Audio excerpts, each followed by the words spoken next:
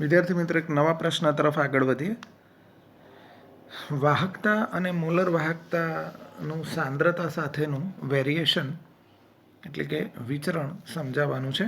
સામાન્ય રીતે જનરલી દ્રાવણને તમે મંદ કરો તો એમાં રહેલા આયનો વચ્ચેનું ડિસ્ટન્સ વધે, એટલે એમની વચ્ચેનું આંતરાણ્વીય આકર્ષણ ઘટે, એટલે એ આયનોની મૂવમેન્ટ વધે, એટલે કે એનું વાહકત્વ વધે.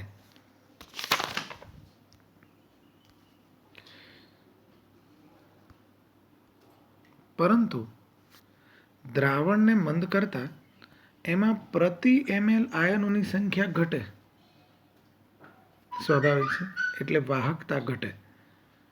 કારણ કે 1 ml દ્રાવણની વિદ્યુતનું વહન કરવાની ક્ષમતાને આપણે વાહકતા કહીએ છીએ. પરંતુ Greek lambda m = k × v પ્રમાણે મંદન કરો તો કદ વધે અને વાહકતા ઘટે. અહીંયા કેના ઘટાડા કરતાં વીનો વધારો મોટો હોય છે, એટલે અલ્ટિમેટલી ગ્રીક લેમ્ડા m વધે છે. આમ દ્રાવણનું મંદન કરવાથી ગ્રીક લેમ્ડા એટલે કે મોલર વાહકતા અને તુલ્ય વાહકતા વધશે. ધારી લઈએ કે એક દ્રાવણને મંદ કરીએ છીએ, એનું કદ ધીરે ધીરે વધે છે. એના ગ્રીક લેમ્ડા એમના મૂલ્યનો ફેરફાર આપણે નીચે પ્રમાણે દર્શાવીએ. દ્રાવણનું કદ 1 ml ત્યારે એની મોલર વાહકતા 2 ml, 3 ml, 4 ml, 10 ml. ત્યારબાદ જો વિદ્યાર્થી મિત્રો કદ વધારતા જઈએ છીએ, મોલર વાહકતા એટલી ને એટલી રહે છે. એટલે અહીંયા એવું થયું કે 10 ml કદ થાય ત્યારે મળતું જે ગ્રીક લેમ્ડા એમનું મૂલ્ય છે એ 0.3 જે મળે છે એ અચળ થઈ જાય છે. એટલે કે દ્રાવણનું કદ વધારીને પછી અનંત અંતરે બી કરવામાં આવે, એટલે કે લગભગ દ્રાવણનું કદ વધારીને અનંત સુધી કરીએ, એટલે લગભગ સાંદ્રતા લગભગ 0 થઈ જાય તો પણ મોલર વાહકતા અચળ રહે છે. એટલે કે આ સંતૃપ્ત અવસ્થા પ્રાપ્ત થઈ. તેના મોલર વાહકતાના મૂલ્યને અનંત મંદને મોલર વાહકત્વ તરીકે ઓળખવામાં આવે છે. અહીંયા ગ્રીક લેમ્ડા એમને ગ્રીક લેમ્ડા સ્ટાન્ડર્ડ એમ વડે દર્શાવાય છે, જ્યાં આ જે નિશાની છે એ અનંત મંદન દર્શાવે છે. અહીં કદના અમુક મૂલ્ય મોલર વાહકતા અચળ થઈ જાય છે, ત્યારબાદ તેનું મૂલ્ય બદલાતું નથી. એટલે આવા મૂલ્યને આપણે સીમિત મોલર વાહકતા પણ કહી શકીએ. પ્રબળ વિદ્યુત વિભાજ્ય પદાર્થો જે છે જેનું સંપૂર્ણપણે આયનીકરણ થતું હોય, એનો વિયોજન અંશ તો આપણે એક જ લઈશું, કારણ કે એનું 100% વિયોજન થાય છે. એટલે એનો અર્થ એવો થયો કે તેમાં મંદન કર્યા પહેલાં જ બધા આયનો છૂટા પડી ગયા છે. એટલે મંદન કરવાથી આયનોની સંખ્યા તો નહીં જ બદલાય, એટલે એનો વિયોજન અંશ એટલા માટે એક છે. પણ આ કિસ્સામાં મંદન કરતાં અગાઉ આપણે જે દર્શાવ્યું હતું એ પ્રમાણે વાહકત્વ વધશે, વાહકતા ઘટશે. ગ્રીક લેમ્ડા એમ અને ગ્રીક લેમ્ડા EQ એટલે કે મોલર વાહકતા અને તુલ્ય વાહકતા વધશે. વિદ્યાર્થી મિત્રો, અહીંયા ગ્રાફ એક પ્લોટ કર્યો છે, એ ધ્યાનથી જુઓ. ગ્રીક લેમ્ડા એમ વર્સિસ √c. આ બિંદુ પાસે ગ્રીક લેમ્ડા એમ અને √c 0 છે એમ બતાવ્યું છે. તમે ગ્રાફને જુઓ તો સાંદ્રતાના ઘટાડા સાથે ગ્રીક લેમ્ડા એમ એક ધારો વધે છે. અને જો એ આલેખને આપણે y-અક્ષ તરફ લંબાવીએ અને y-અક્ષ તરફ છેદેલો કલ્પી લઈએ તો જ્યારે એ y-અક્ષને છેદે છે ત્યારે સાંદ્રતા 0 હોય છે, ત્યારે આપણને અનંત મંદને મોલર વાહકતા મળે છે એમ કહી શકાય. અહીંયા ગ્રીક લેમ્ડા વર્સિસ સીનો આલેખ આપણે જોયો, એમાં √c ના ઘટાડા સાથે ગ્રીક લેમ્ડા એમ એક ધારી રીતે વધે છે, આલેખ સુરેખા મળે છે. અને આપણે જોયું એમ આલેખ જ્યારે y-અક્ષને છેદે છે ત્યારે અનંત મંદને મોલર વાહકતા આપણને મળે છે. તો અહીંયા ગ્રીક લેમ્ડા એમ, ગ્રીક લેમ્ડા સ્ટાન્ડર્ડ એમ અને √c વચ્ચેનો રિલેશન આ ફોર્મ્યુલાથી આપણે દર્શાવી શકીએ. ઇમ્પોર્ટન્ટ ફોર્મ્યુલા વિદ્યાર્થી મિત્રો, આ ધ્યાન રાખજો. હવે એ જ ફોર્મ્યુલાને આપણે y = mx + c સાથે સરખાવીએ તો અહીંયાથી આપણને એનો ઢાળ મળી જશે, -a જેટલો મળશે, -a, અને આંતરછેદ ગ્રીક લેમ્ડા સ્ટાન્ડર્ડ એમ જેટલું મળે. અહીંયા એનું મૂલ્ય વિદ્યુત વિભાજનના પ્રકાર ઉપર આધાર રાખે. NaCl, CaCl2, MgSO4 જે અનુક્રમે 1:1, 2:1 અને 2:2 પ્રકારના છે વિદ્યુત વિભાજ્યો. કોઈ એક પ્રકારના બધા જ વિદ્યુત વિભાજ્યો માટે એનું મૂલ્ય એક સરખું હોય. હવે લઈએ નિર્બળ વિદ્યુત વિભાજ્યો. આવા વિદ્યુત વિભાજ્યોનું વિયોજન ખૂબ અલ્પ પ્રમાણમાં થાય એટલે એનો વિયોજન અંશ ડિગ્રી ઓફ ડિસોસિએશન આલ્ફા એ સ્વાભાવિક રીતે 1 કરતાં ઓછો થશે. પણ જેમ દ્રાવણને મંદ કરીએ એટલે ઓસ્વાલ્ડના મંદનના નિયમ પ્રમાણે વિયોજન તો વધશે એટલે છૂટા પડતા આયનોની સંખ્યા વધશે. મંદન કરવાથી કદ પણ વધશે એટલે વાહકત્વ, મોલર વાહકતા, તુલ્ય વાહકતા અગાઉ દર્શાવ્યા મુજબ વધશે. પણ વિદ્યાર્થી મિત્રો આનો જો ગ્રીક લેમ્ડા એમ વર્સેસ √c નો ગ્રાફ જોઈએ તો આમાં ગ્રાફ સ્ટ્રેટ નથી મળતો, વક્ર મળે છે. અને અહીંયા તમે જોઈ રહ્યા છો કે સાંદ્રતા ઘટે છે ત્યારે મોલર વાહકતા વધે છે, પણ અહીંથી મોલર વાહકતાનો વધારો અતિ તીવ્ર થઈ ગયો છે. અહીં દ્રાવણને ગમે તેટલું મંદ કરવા છતાં આલેખ વાય અક્ષને છેદતો નથી એટલે અનંત મંદાને મોલર વાહકતા મળતી નથી. કોલરોસના સ્વતંત્ર અભિગમના સિદ્ધાંત દ્વારા આવા વિદ્યુત વિભાજ્યો માટે અનંત મંદને મોલર વાહકતા અથવા તો સીમિત મોલર વાહકતાના મૂલ્યો મેળવી શકીએ છીએ. નિર્બળ વિદ્યુત વિભાજ્ય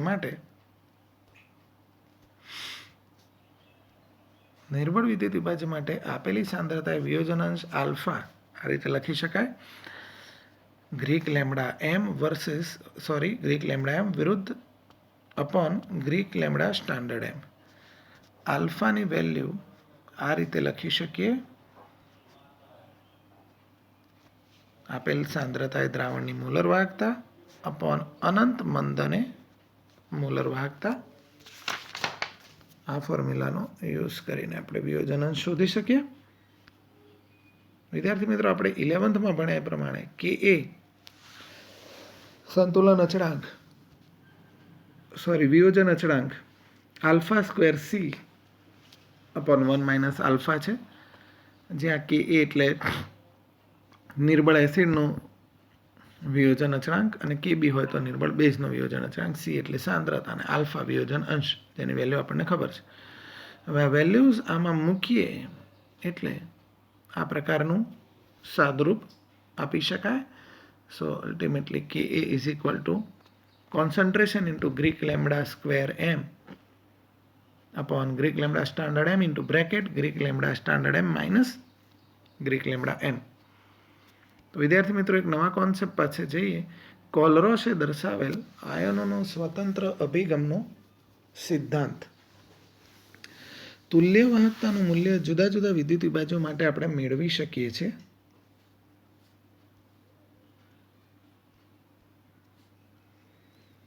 આ ઉપરાંત સાંદ્રતાના ફેરફાર સાથે એના મૂલ્યો પણ આપણે મેળવી શકીએ જે બદલાયેલા હોય. KCl જેવા પ્રબળ વિદ્યુત વિભાજ્યની જુદી જુદી સાંદ્રતાએ મળેલ તુલ્ય વાહકતાનો આલેખ અહીંયા દોર્યો આપણે.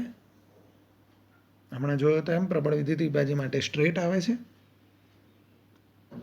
અને આલેખ જ્યારે વાય અક્ષને છેદે ત્યારે અનંત મંદને મોલર વાહકતા અથવા તો સીમિત મોલર વાહકતા આપણે મેળવી શકીએ છીએ.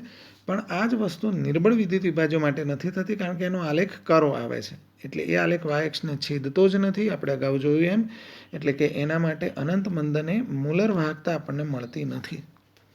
તો કોલરોસે નિર્બળ વિદ્યુત વિભાજ્યો માટેના ગ્રીક લેમ્ડા સ્ટાન્ડર્ડ એમ મેળવવા માટે પ્રબળ વિદ્યુત વિભાજ્યોના ગ્રીક લેમ્ડા સ્ટાન્ડર્ડ એમનો ઉપયોગ કર્યો. પ્રબળ વિદ્યુત વિભાજ્યોના ગ્રીક લેમ્ડા સ્ટાન્ડર્ડ એમ તો આપણને ગ્રાફની મદદથી મળે છે અને એમની વચ્ચે એક અનોખો રિલેશન જોયો. આ રિલેશન તમે જોઈ શકો છો. Greek lambda standard of KCl - NaCl is equal two Kbr - NaBr is equal two Ki - NaI અને એ મળે છે 23.4 mho cm² ગ્રામ તુલ્ય ઇન્વર્સ.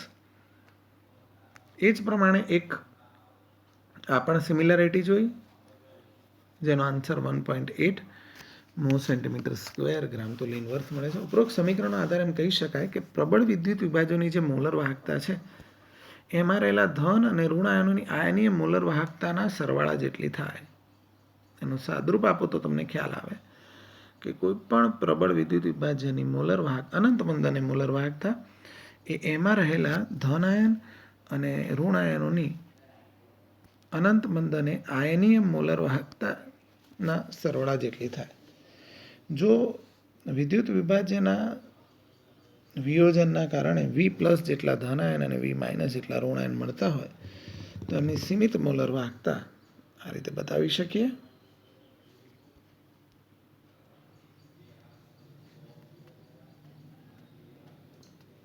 અહીંયા લેમ્બડા સ્ટાન્ડર્ડ ઓફ M+ અને લેમ્બડા સ્ટાન્ડર્ડ ઓફ M- એ ધન અને ઋણ આયનોની સીમિત મોલર વાહકતા અથવા તો અનંત મંદને આયનીય વાહકતા છે.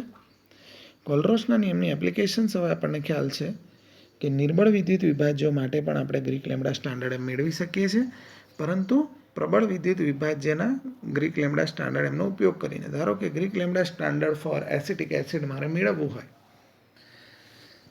તો સોડિયમ એસિટેટનું ગ્રીક લેમ્બડા સ્ટાન્ડર્ડ, HClનો ગ્રીક લેમ્બડા સ્ટાન્ડર્ડ અને NaClના ગ્રીક લેમ્બડા સ્ટાન્ડર્ડની મદદથી હું મેળવી શકું. એ જ રીતે Greek lambda standard of NaBr પણ મેળવી શકીએ. તો વિદ્યાર્થી મિત્રો, આ રીતે ધ્યાન રાખો કે કોઈ પણ પ્રબળ વિદ્યુત વિભાજ્યનો ગ્રીક લેમ્બડા સ્ટાન્ડર્ડ, કોઈ પણ વિદ્યુત વિભાજ્યનો ગ્રીક લેમ્બડા સ્ટાન્ડર્ડ એટલે એમાં રહેલા ધન આયન અને એમાં રહેલા ઋણ આયનોના અનંત મંદને આયનીય વાહક. તો આના મદદથી આપણે નિર્બળ વિદ્યુત વિભાજ્યો માટે આસાનીથી ગ્રીક લેમ્બડા સ્ટાન્ડર્ડ M અથવા તો ગ્રીક લેમ્બડા સ્ટાન્ડર્ડ EQ એટલે કે અનંત મંદને મોલર વાહકતા અથવા તુલ્ય વાહકતા મેળવી શકીશું.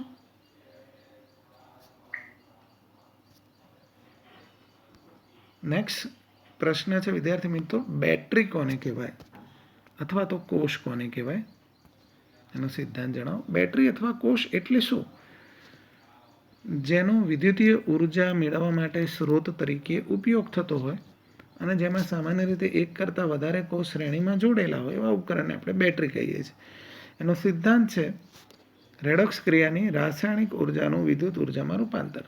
સૌ પહેલાં જોઈએ પ્રાથમિક કોષ અથવા પ્રાથમિક બેટરી. જે કોષને લાંબા સમયના વપરાશ બાદ મૃત બન્યા પછી પુનર્જીવિત નહીં કરી શકાય, ઇન શોર્ટ એનો એક જ વખત ઉપયોગ થઈ શકશે, એવા કોષને આપણે પ્રાથમિક કોષ કહીએ છીએ. બેટરીના પ્રાયોગિક ઉપયોગ માટે એમાં કેવા પ્રકારના લક્ષણો હોવા જોઈએ? તો બેટરી હલકી હોવી જોઈએ, નક્કર હોવી જોઈએ અને વપરાશ દરમિયાન એનો વોલ્ટેજ નોંધપાત્ર રીતે બદલાય નહીં એવી એ હોવી જોઈએ. તો વિદ્યાર્થી મિત્રો, અહીં આપણે એક કોષ વિશે ભણીએ છીએ, સૂકો કોષ અથવા લેક્લાન્શે 1867માં એને શોધેલો એટલે એને લેક્લાન્શે કોષ કહે છે. એની સિદ્ધાંત, રચના, કાર્યપદ્ધતિ સમજીએ. વીજ રાસાયણિક કોષ છે આ, એટલે એમાં રાસાયણિક ઉર્જાનું વિદ્યુત ઉર્જામાં રૂપાંતર થાય છે. એની આકૃતિ સમજી લઈએ. અહીંયા એક ઝીંકનું પાત્ર હોય છે જે એનોડ એટલે કે નેગેટિવ તરીકે વર્તે છે. એમાં છિદ્રાળુ કપડાની બનેલી કોથળી હોય છે અને છિદ્રાળુ કપડાની બનેલી કોથળીમાં મેંગેનીઝ ડાયોક્સાઇડ અને ગ્રેફાઇટનો ભૂકો હોય છે. કોષનો આ જે પોર્શન છે, બાકીનો પોર્શન આ, એની અંદર NH4Cl અને ZlCN2ની લુગદી હોય છે. છિદ્રાળુ કપડાની કોથળીની બરાબર વચ્ચે ગ્રેફાઇટનો સળિયો ઊભો ગોઠવીએ છીએ કે જે ધન-ધ્રુવ તરીકે વર્તે છે.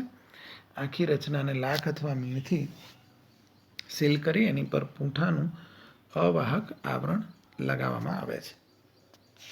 તો આ થઈ ગઈ સૂકા કોષની રચના. ફરીથી એકવાર જોઈએ તો અહીંયા ધન-ધ્રુવ તરીકે ગ્રેફાઇટ છે અને ઋણ ધ્રુવ તરીકે ઝીંકનું પાત્ર છે.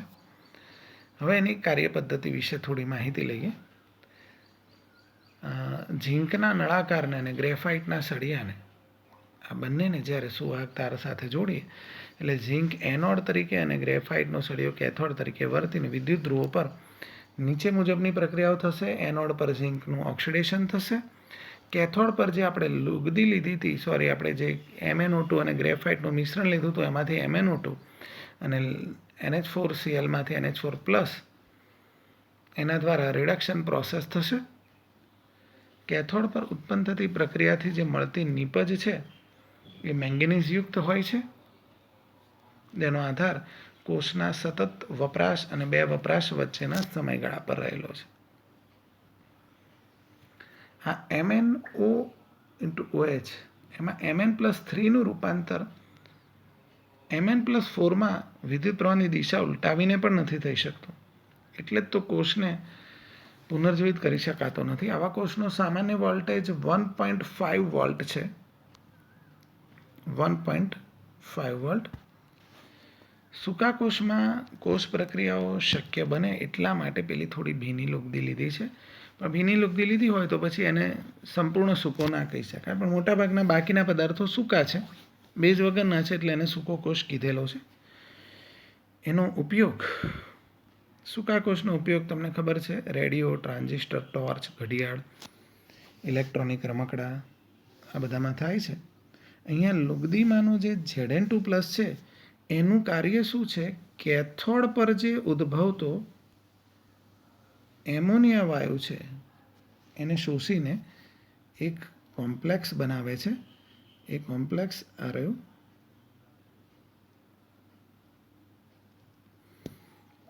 સોલિડ પ્રકારનું કોમ્પ્લેક્સ છે. એના કારણે એમોનિયા વાયુનું દબાણ ઘટી જાય એટલે કોષનું આંતરિક દબાણ ઘટી શકે છે. તો વિદ્યાર્થી મિત્રો, આ રીતે સૂકો કોષ કાર્ય કરતો હોય છે.